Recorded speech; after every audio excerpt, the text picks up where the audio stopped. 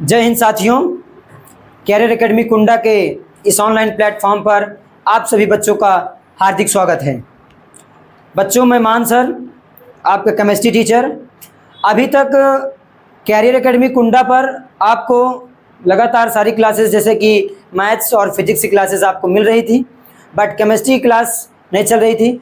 तो बच्चों, आज से अब आपको केमिस्ट्री की क्लास भी रेगुलर बेसिस पर प्रोवाइड की जाएंगी, ठीक है।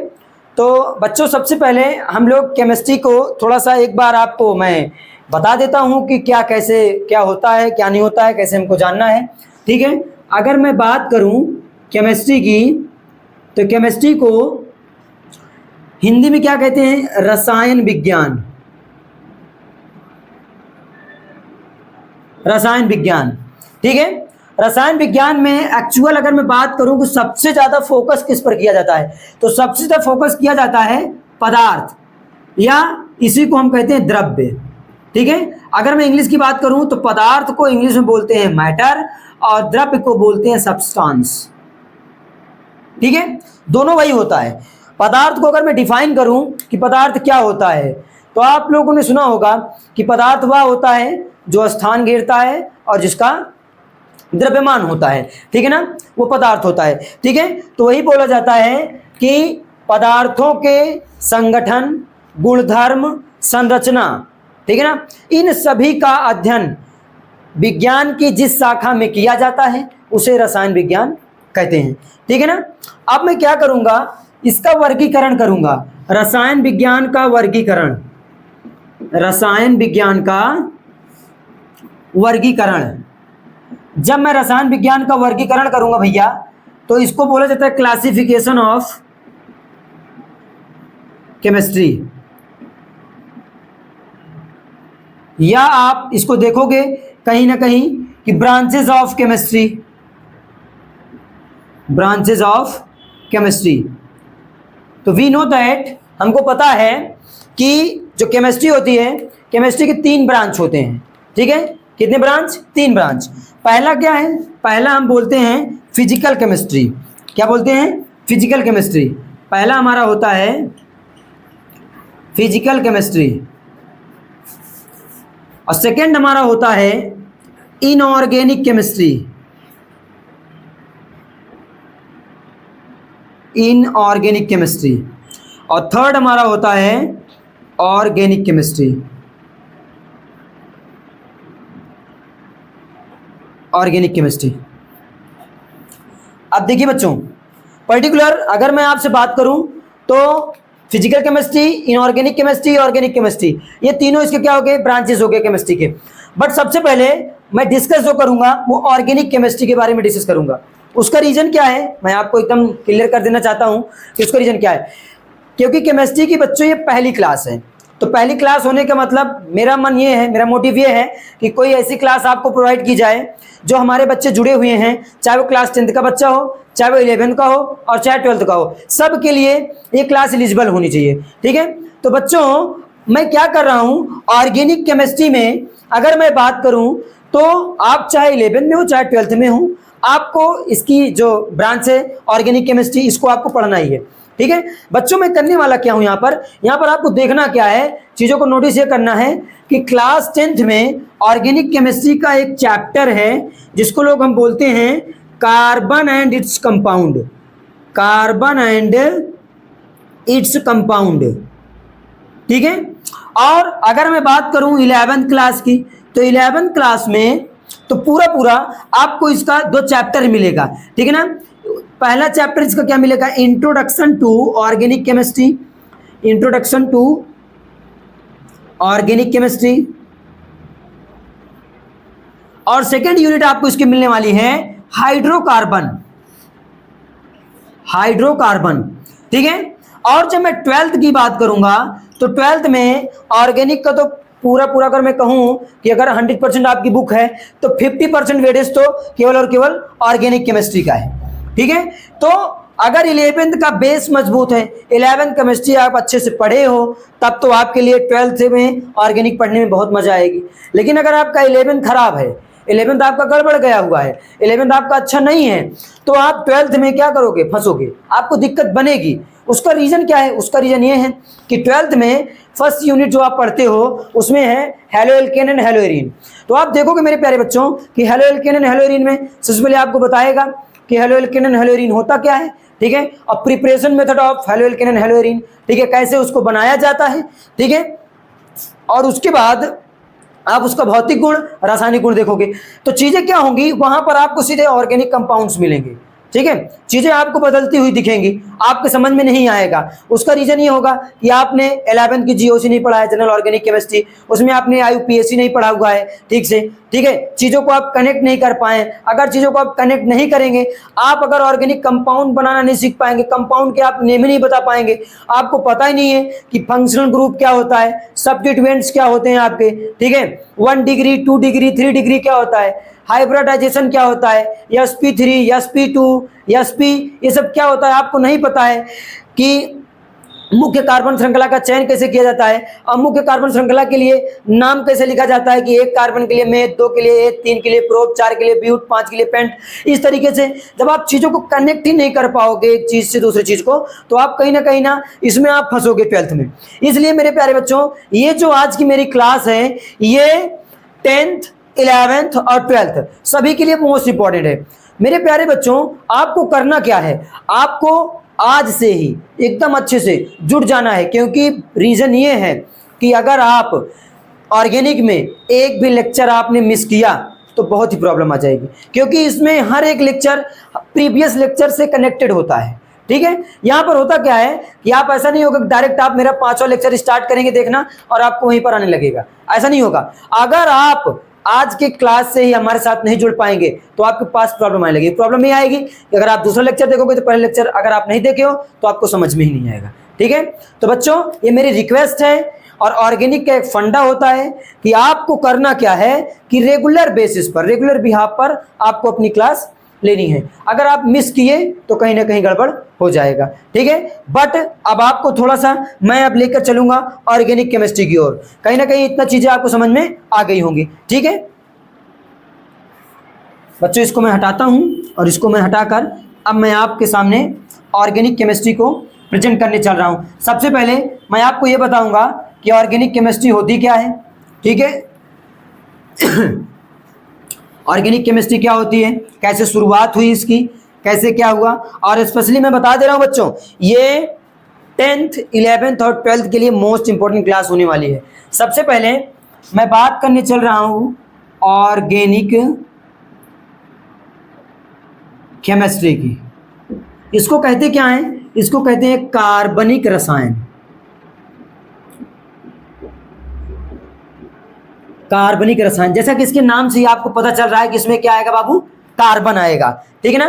कार्बन क्या होता है, अगर मैं आपसे बात करूं कार्बन होता क्या है, कार्बन एक तत्व होता है, जैसा कि हमको पता है कि अभी तक हमारे पास कितने तत्व खो चुकी है, 118 तत्वों की, 118 में ही एक तत्व हमारा आता है कार्बन।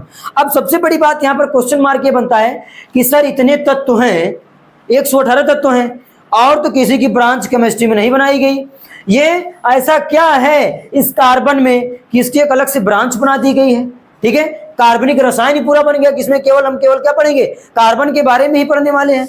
तो मेरे प्यारे बच्चों, मैं एकदम अच्छे से क्लियर कर देना चाहता हूं कि इसका रीजन ये है कि कार्बन हर जगह पाया जाता है, हर एक चीज में पाया जाता है, हर एक पदार्थ में कार्बन पाया जाता है। कपड़ा हो गया, बुक्स हो गई, चेयर हो गई, टेबल हो गई, इवन ईच एंड एवरीथिंग, सब कुछ अगर मैं देखूं तो कहीं ज्यादा मात्रा में कहीं कम मात्रा में कार्बन प्रेजेंट होता है। और बात को सुनिएगा, कार्बन के जो यौगिक बनते हैं लगभग 5 लाख से अधिक कार्बन के यौगिकों की खोज हो चुकी है। तो मेरे प्यारे बच्चों, अब आपको समझना क्या है, जानना क्या है। सबसे पहले आप फोकस करोगे कार्बनिक रसायन पर। तो कार्बनिक रसायन से पहले आप क्या जानना चाहोगे, परिभाषा आप जानना चाहोगे कि कार्बनिक रसायन कहते किसे हैं। तो मैं आपको कार्बनिक रसायन की परिभाषा बताने के पहले मैं आपको यह क्लियर करना चाहता हूं सबसे पहले कार्बन क्या होता है। तो कार्बन भैया, कार्बन का जो सैंबल होता है वो होता है सी। क्या होता है, सी। और ये है क्या, ये एक एलिमेंट है। क्या है, एलिमेंट, जिसको हम लोग क्या कहते हैं, तत्व, ठीक है। टोटल हमारे पास कितने तत्व हैं भैया, जो हम लोग क्या पढ़ते हैं, पीरियोडिक टेबल। तो पीरियोडिक टेबल में हम 118 तत्वों के बारे में अध्ययन करते हैं, ठीक है ना। उसी में से 118 में से ही एक तत्व हमारा आता है जिसको हम लोग कहते हैं कार्बन। क्या कहते हैं? कार्बन, ठीक है। तो सबसे पहले मैं आपको कार्बन के बारे में बताऊंगा बाबू कि कार्बन होता क्या है। कार्बन का सिंबल होता है C। इसका परमाणु क्रमांक इसका परमाणु क्रमांक होता है 6, ठीक है। और इसका परमाणु भार, या चाहे हम इसको बोले परमाणु भार या इसको चाहे हम बोले द्रव्यमान संख्या, 12 होता है। कैसे होता है आप इसको भी समझिएगा। देखिए, जो कार्बन होता है, कार्बन का परमाणु क्रमांक होता है 6 और इसका मैं अगर साधारण इलेक्ट्रॉनिक विन्यास करना चाहूं तो 2,4। क्या होता है? 2,4। अगर मैं इसका कुछ स्ट्रक्चर बनाऊं तो ये हो गया परमाणु का नाभिक और इसकी हो गई एक कक्षा, ठीक है। पहले में कितने इलेक्ट्रॉन? 2 और दूसरे में कितने? 4, ठीक है। 4 और 2 6, ठीक है। ये हो गया। अब आपको पता होना चाहिए कि किसी भी जो परमाणु का नाभिक होता है, परमाणु के नाभिक में क्या होता है भैया? प्रोटॉन और न्यूट्रॉन होते हैं। क्या होते हैं? प्रोटॉन और न्यूट्रॉन। और उसकी जो बाउंड्री होती है, इसकी बाउंड्री पर इलेक्ट्रॉन चक्कर लगाते रहते हैं, ठीक है। तो कार्बन में होगा क्या बाबू? इसमें होगा ये कि कार्बन में इलेक्ट्रॉनों की संख्या कितनी होगी? 6। प्रोटॉनों की संख्या कितनी होगी? 6। और न्यूट्रॉनों की संख्या भी कितनी होगी? 6, ठीक है ना। मतलब हम ये बोलेंगे कि कार्बन में इलेक्ट्रॉन की संख्या 6, प्रोटॉन की संख्या 6 और न्यूट्रॉनों की संख्या भी 6, ठीक है। बच्चों, अब होगा क्या कि आपको पता होगा परमाणु भार, या इसी को हम बोलते हैं द्रव्यमान संख्या। क्या बोलते हैं? द्रव्यमान संख्या।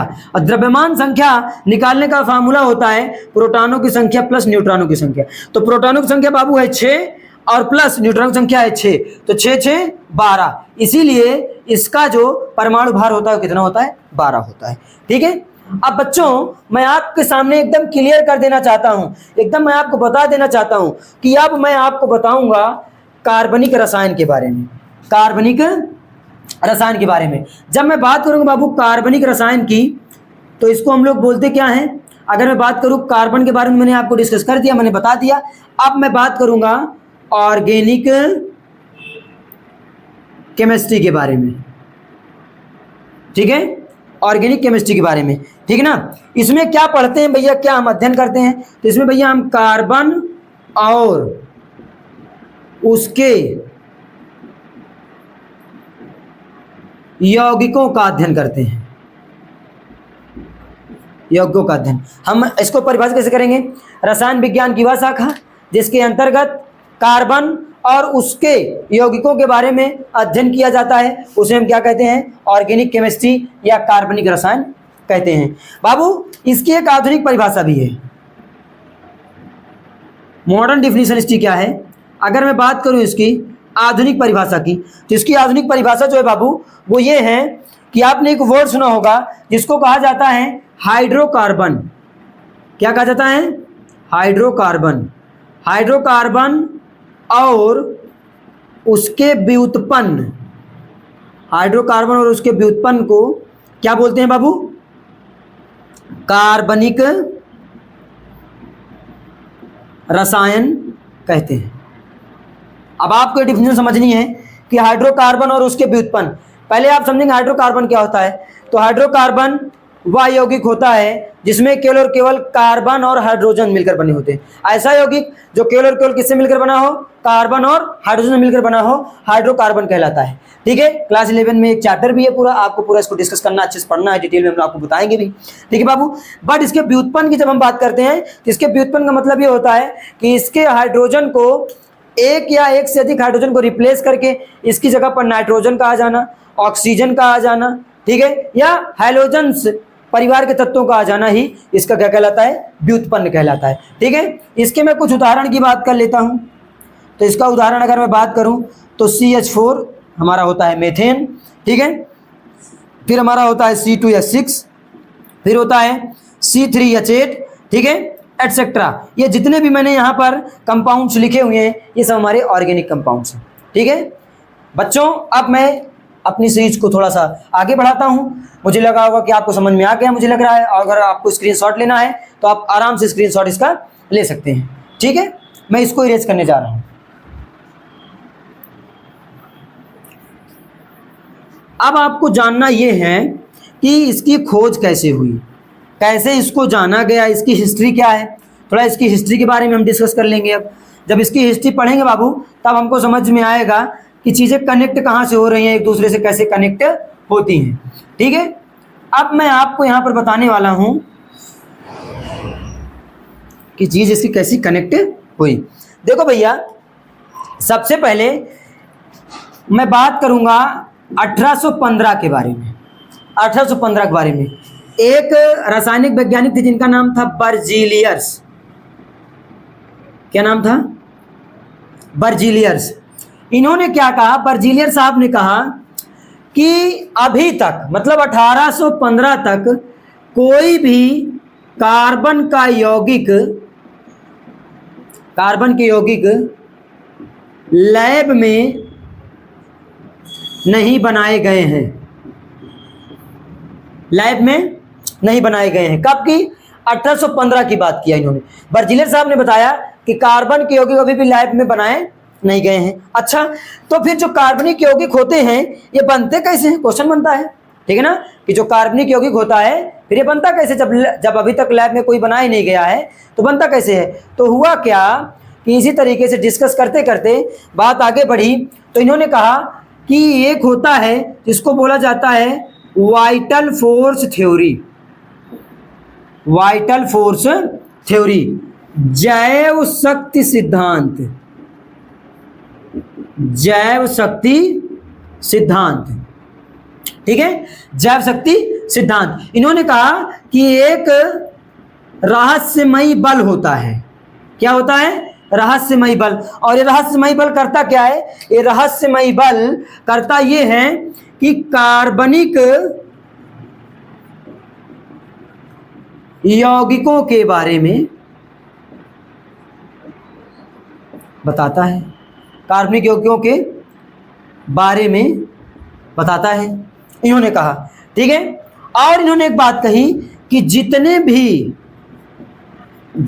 भी कार्बनिक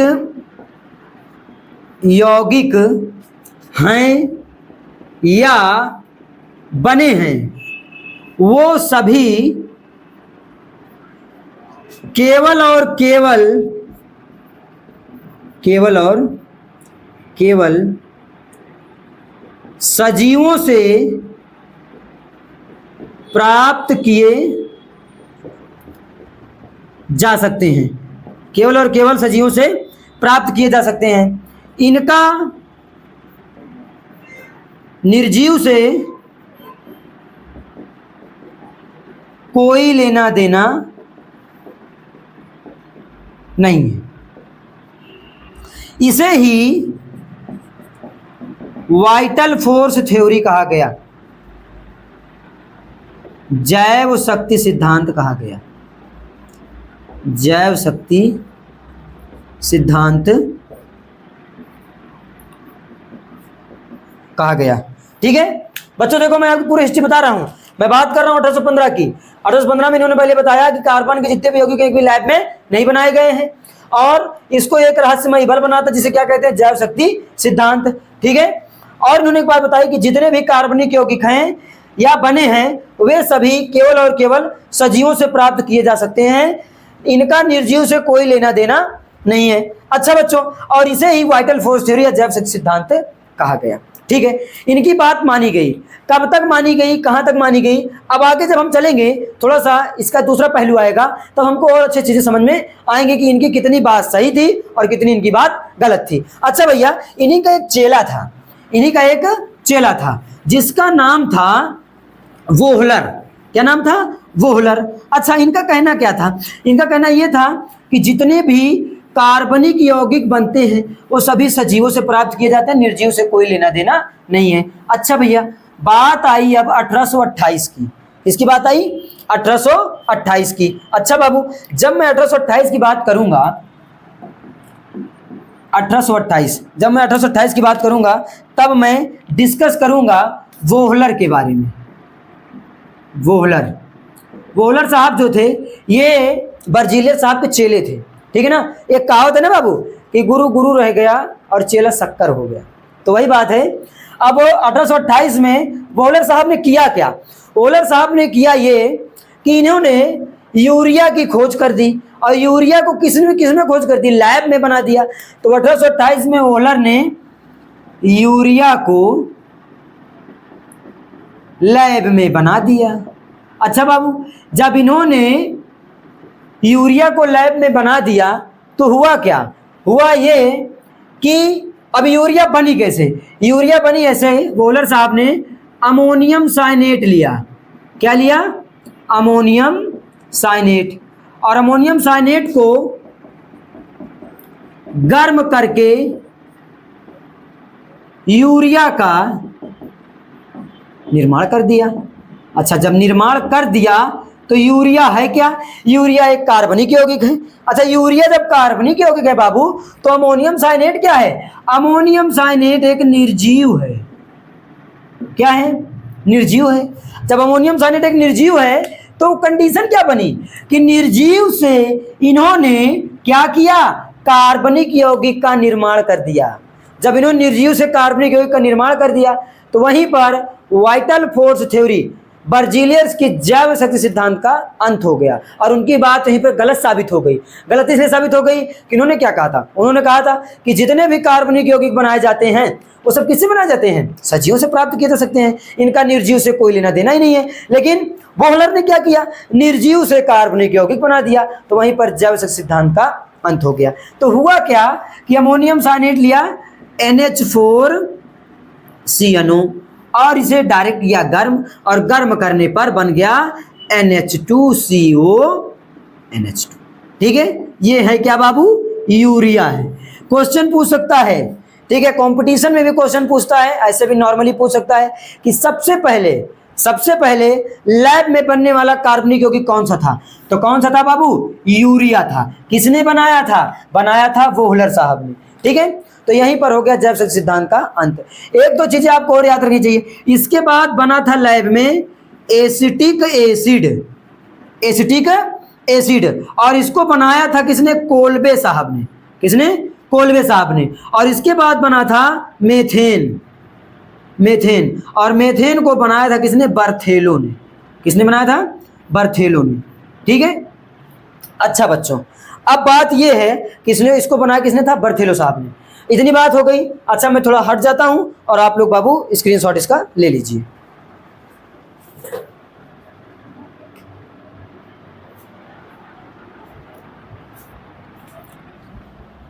स्क्रीनशॉट आप ले लिए होंगे।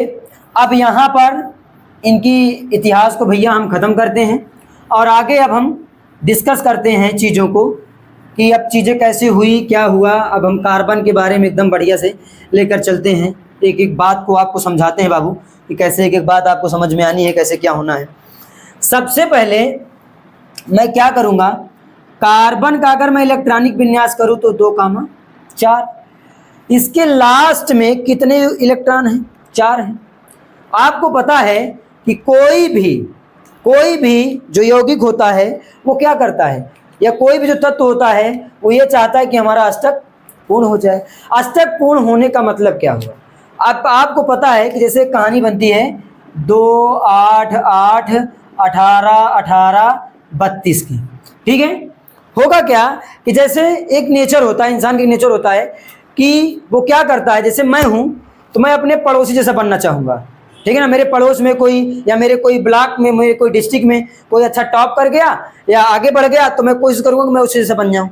मैं अंबानी जैसा बनने की तो कोशिश करूँगा नहीं, क्योंकि मैंने अंबानी को कभी देखा ही नहीं है, केवल अंबानी के बारे में मैंने सुना है। मैं टाटा तो बनूंगा नहीं, क्योंकि मैं टाटा के बारे में केवल सुना, मैं टाटा के बारे में कभी देखा नहीं हूँ, उनके बारे में बनने की कोशिश नहीं करूँगा। तो वैसे ये भी चाहता है कि 2 के बाद 8 आता है, तो ये भी चाहता है कि 2 के बाद 8 मैं भी हो जाऊँ, तो मेरा भी अष्टक पूर्ण हो जाए। ठीक है ना, ये हमेशा ये चाहता है कि मैं ऐसे लोगों से तुलना इसमें करूं कि जो मेरे आसपास हो, जो सक्सेस हुए हो, और मैं भी उनके जैसा बन जाऊं। तो 8 होना चाहता है। अब होता क्या है कि बाबू, अब आपको समझना ये है कि जैसे कार्बन में इलेक्ट्रॉन कितने होते हैं? 6, और प्रोटॉन भी कितने होते हैं? 6। कंडीशन ये है कि कार्बन अपना अष्टक कैसे पूर्ण करे, तो कार्बन अपना अष्टक पूर्ण करने के लिए या तो 4 इलेक्ट्रॉन का क्या कर दे, दान करके C4+ बना ले, या तो 4 इलेक्ट्रॉन किसी से ग्रहण करके C4- बना ले। यही तो कर सकता है, और तो कुछ कर नहीं सकता है। अच्छा, इसकी बात को आइए समझते हैं कैसे क्या करेगा।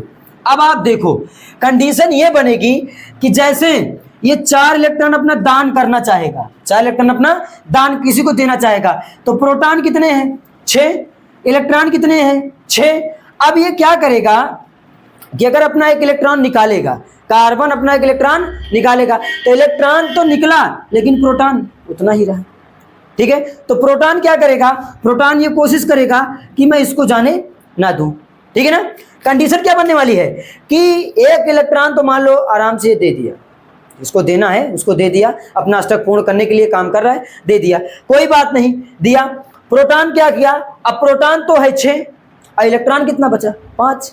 अब क्या किया? एक इलेक्ट्रॉन और दिया। प्रोटॉन कह रहा है मैं अब जाने नहीं दूंगा, लेकिन फिर से खींच ताना करके इधर उधर करके क्या हुआ कि एक इलेक्ट्रॉन इसका और चला गया। लेकिन अब आगे कंडीशन ये बनेगी, कंडीशन ये बनने वाली है कि अब प्रोटॉन अब इलेक्ट्रॉन को जाने नहीं देगा। अच्छा, प्रोटॉन अब इलेक्ट्रॉन को जाने नहीं देगा, तब कंडीशन क्या बनेगी? अब ये जो कार्बन है अब सोचेगा कि मैं 4 किसी से ले लूं। अच्छा, जब 4 किसी से ले लेगा तो प्रोटॉन तो बाबू है 6, प्रोटॉनों की संख्या ना बढ़ रही है ना घट रही है, लेकिन इलेक्ट्रॉन अब क्या करेगा? बढ़ेगा। पहले 6 था तो अब होगा 7, फिर होगा 8। अब प्रोटॉन के पास इतनी क्षमता नहीं है, इतनी एनर्जी नहीं है कि वो क्या करेगा?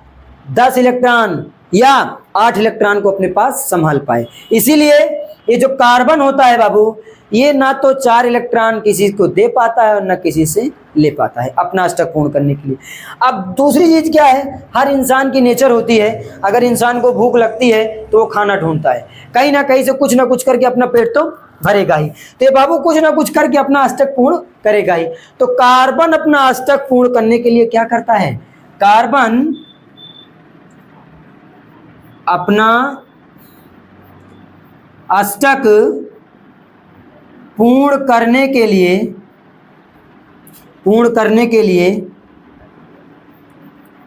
साझेदारी करता है, साझेदारी करता है। अच्छा, कैसे साझेदारी? साझेदारी का मतलब हुआ, एक साझेदारी बोल दो या बंध बनाता है। कैसा बंध बनाता है? सहसंयोजक बंध बनाता है,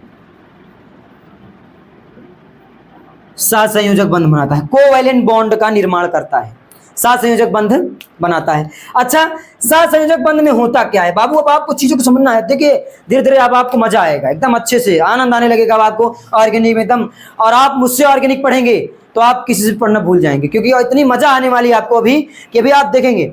कार्बन क्या करे? कार्बन अपना अष्टक पूर्ण करने के लिए साझेदारी करता है या बंध बनाता है। कैसा बंध बनाता है? सहसंयोजक बंध बनाता है। कैसे बनाता है? अब आइए चीजों को समझते हैं। एक बार अगर आपको स्क्रीनशॉट लेना है तो आप ले सकते हैं। इसको इरेज करता हूं बाबू।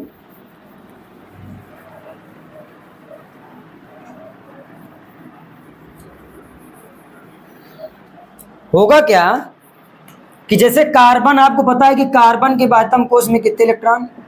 4। अब मैंने लिया हाइड्रोजन, अब हाइड्रोजन के लास्ट में कितने इलेक्ट्रॉन? 1। इलेक्ट्रॉन को या तो आप टिमकी से दिखाओ या तो आप क्रॉस से दिखाओ। ठीक है, हाइड्रोजन क्या करेगा? इससे साझेदारी करेगा, अपना अष्टक पूर्ण कर लेगा, ये इससे साझेदारी अपना अष्टक पूर्ण कर लेगा। इसके लास्ट में 2 होने चाहिए, 2 कर लेगा पूरा। ठीक है, अब कार्बन क्या करेगा? अब कार्बन इन सब से कर लेगा। ठीक है, और जब इन सब से कर लेगा तो कार्बन का ही गिने 1 2 3 4 5 6 7 8 अष्टक पूर्ण हो गया कार्बन का।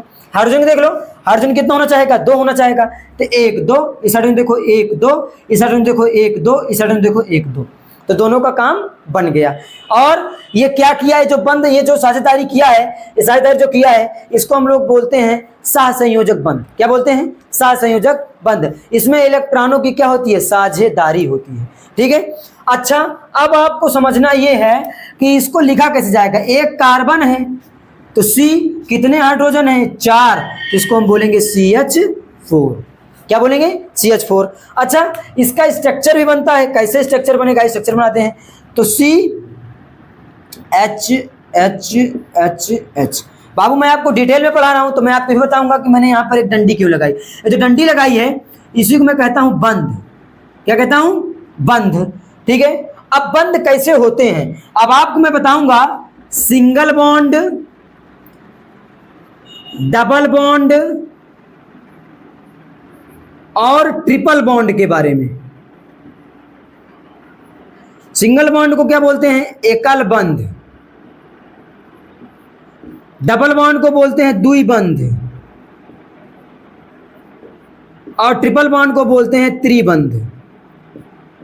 ठीक है, अब होता क्या है, अब अच्छे से आप समझेंगे के बारे को। सिंगल बॉन्ड कैसे बनता है? देखो हाथ दोनों के बीच सिंगल बॉन्ड दिख रहा है, तो यहां पर आप लिखोगे कि दो इलेक्ट्रॉनों की साझेदारी से सिंगल बॉन्ड बनता है। 4 इलेक्ट्रॉनों की साझेदारी से डबल बॉन्ड बनता है और 6 इलेक्ट्रॉन की साझेदारी से क्या बनता है? ट्रिपल बॉन्ड बनता है, त्रिबंध बनता है। ठीक है, अब कैसे चीजों को मैं आपको और ओवरव्यू देने वाला हूं। तो यहां पर आपने देखा कि कितने इलेक्ट्रॉन, 1 2 इलेक्ट्रॉन की साझेदारी हो रही तो एक बंध बन गया। इधर देखो 2 इलेक्ट्रॉन साझेदारी बन गई तो क्या हो रहा था? 2 इलेक्ट्रॉन साझेदारी हुई तो एक बंध बन गया, फिर 2 इलेक्ट्रॉन साझेदारी हुई तो एक बंध बन गया, 2 इलेक्ट्रॉन साझेदारी हुई तो एक बंध बन गया। बना ही नहीं बना? बाबू बन रहा है ना? अच्छा, चीजों को आप देख पा रहे होगे।